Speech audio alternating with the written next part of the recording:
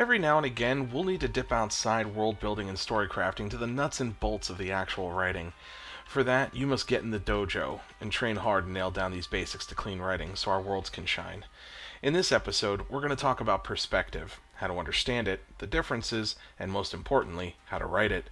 I'm author DC Ferguson, and this is the Writing Dojo. When you've finally got your world created and nailed down, tweaked your main character, and conceived of a great story to tell, the next thing you want to do before the pen hits the paper is figure out how you're going to write it. Perspective is something that rarely, if ever, should change throughout the course of a story. If you're writing from one perspective, it should stay that way through the whole work. It can be jarring and even confusing to our audience to switch perspective mid-story. So, what are the different types of perspective that we can write from? Well, let's start with first person. A first-person perspective uses I a whole lot, because the story is written from the perspective of the main character. In that regard, it's very much like a diary, a retelling of events of the story as it was lived through that character. Some of my favorite books using this perspective also attempted to translate it into movies, so to visualize what it sounds like, we're talking about films like Fight Club and A Clockwork Orange. The narrator is using I statements. In the example of Fight Club, Tyler's words coming out of my mouth, and I used to be such a nice guy. This perspective can be used to both form an intimate connection to the character, but it can also be used to deceive your reader. This is a thing called an unreliable narrator, where the first-person perspective is being used to give you only their side of the story, while omitting details that would change your understanding of what was happening. This can be used to wonderful effect if the main character is secretly a villain, or if they're mentally unstable, as the case of our man Don Quixote, and so on. For a great film example of an unreliable narrator, we're going to go to deep cut time right here, and I will recommend the 1998 Denzel Washington movie Fallen. I can't really explain anything about why it's such a great example without spoiling the ending, and that would be a crime. If you're interested in the concept of an unreliable narrator, though, you should definitely watch this film. Another great example of that is one we've covered a dozen million times, and that's Memento. This story is told backwards, in vignettes, and the narrator has a memory condition that makes him unreliable from the very start of the film. You know what he is telling you are the events as best he can remember them, disconnected from the long-term narrative. We only see how unreliable he was at the end of the film by taking the whole story into account. It's a great payoff and an absolutely awesome film. Second-person perspective. Now, I only really included this here because someone's bound to ask. Second-person perspective uses you phrases, and as such, as you can imagine, it's incredibly difficult to write. It comes off as instructional, much like I am right now, and that's usually where it's employed. It's also used to some effect in those choose-your-own-adventure books, but I'm probably dating myself using that reference. I'm sure there's also some application for it in erotica or something to that effect where it could be interesting. Just remember, if you're blending it with I phrases, you're switching it to first person, and then it sounds a whole lot more like a letter to the reader. Which, hey, if that's what you're going for, have a ton of fun with it. Now, there is a first-person perspective that is similar to that called epistolary perspective, which is a story told through letters, diary entries, or newspaper clippings. It was also employed to some extent in the recent film Searching with John Cho. It's still first-person, however, not quite second-person. For a great literary example of second-person, I would suggest Bright Light's Big City by Jay McInerney. And for a great example of epistolary perspective, one of my absolute favorite books is Rant, an oral biography of Buster Casey by Chuck Palahniuk. I love this book, and it is an awesome example of telling a story through the perspective of other people. Now, the biggest, most common narrative style, that's going to be third person, except it's so big, even bigger than you thought, that this is where a lot of writers can get tripped up. So it needs its own section. I've never really bothered to look up the origin of that phrase, more than one way to skin a cat, but I didn't know you needed even one way to skin a cat. Maybe eating cats was cool when that phrase was made. Beats me. Anyway, as it relates to third person, it actually divides further into 3 sub-styles of perspective, and we're going to tackle them all. The way you spot the differences in these styles, like in previous examples, is by what the narrator is doing. As I mentioned earlier, we want to know what this is before we start because we don't want to change it later. Now, the first one is third person objective. Objective is a fly on the wall, an all-seeing camera lens, a cat watching a tennis match. It reports the facts of the events and nothing else. In that regard, it is a lot like a nature documentary. We're watching the events unfold with narration limited to explaining what happens, but we do not delve into the minds of the characters. That means that we discuss how our characters feel. We don't want to get into that at all. Doing it this way, it's kind of rigid and stodgy, because your emotion for every character is going to have to come through the form of describing body language and relying very heavily on dialogue. That can get pretty tiresome. For example, look at the male antagonist, his breast puffed out to attract mates. This mate doesn't seem particularly interested, however. Perhaps the female did not like his song. You get my meaning. Third person omniscient and limited. Now, talking about these two, they're 2 very different perspectives, but we're covering them at the same time because the biggest mistake authors will make is conflating these 2 and making a mess of their work. Omniscient is a narrator that is both divorced from the situation but also godlike in that the narrator can describe the thoughts and feelings of every single character. This is the most common form of story narration, appearing in about a bazillion works, from Dickens to Lord of the Rings trilogy. We're going to put this thought on the shelf for just a second, and we're going to take a look at what limited is, so we can discuss the pros and cons. Third person limited is a narration centered around a primary character, usually the protagonist. Thoughts, feelings, personal knowledge, they're all open for the narrator to discuss. The narrator, however, cannot discuss the thoughts and feelings of other characters.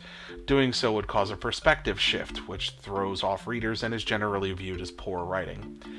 So, to avoid that, we want to make sure that we know what perspective we're planning to write in advance. We'll have some tips for that later. Now, let's weigh in on the pros and cons of writing in these 2 popular perspectives. On the plus side, omniscient gives us full access to a wide range of characters. It can easily convey emotions to the audience from different angles, and it doesn't tie us to a central character. As such, this take is well suited to large casts and ensembles. Again, we're looking at the Lord of the Rings trilogy. The downside of this method is that there is a hell of a lot of telling that's used to shortcut emotion, and we'll see what that looks like in a second. Now, the pros of third person limited is that we get deeper understanding of the central character, viewing the world through one person's lens, a closer connection with our audience, and a greater depth of character. The downsides here is that it does not handle large casts well, and that thoughts and feelings of other characters are always inferred. So, let's take a look at this in action. In these lines, we have Rebecca, our main character, talking with Peter, her love interest. "You know, I sometimes think of you like that," Rebecca said, her eyes cast down. Peter gulped. He'd never been so nervous, never imagined she felt the same. "Me too." Being the good students that you are, you probably spotted right away that this is omniscient voice, because I already stated Rebecca is our main character, but we're looking into Peter's thoughts and feelings. Now look at this. "You know, I sometimes think of you like that," Rebecca said, her eyes cast down. Peter gulped and bit his bottom lip. "Me too." The difference here is so subtle you'd almost not notice it. But here, we're using third person limited. Rebecca is our main character, so we don't have access to Peter's feelings. Instead, we infer them through body language that he displays to Rebecca. While these lines would be fine to use in third person omniscient, the reverse isn't true. So, additionally, you're not maximizing the perspective of third person omniscient by feeding the emotion to the reader instead of inferring it. You can do so much more with omniscient in that regard. Omniscient means never having to be subtle in any character's thoughts or feelings. It's important to remember that distinction. Now, given this example, I'm sure you can see how it is very easy to mistake one for the other, or have a combination of both in your writing. Your narrator should have one voice and one voice only, so you want to pick a lane and stick to it, then go back to your work and eliminate cases where these crossovers occur. If you're in limited, that means no one's thoughts or feelings make it to the page except your main character. If you're writing the novel adaptation of the Avengers, let's say, then Omniscient handles a wide range of casts much better.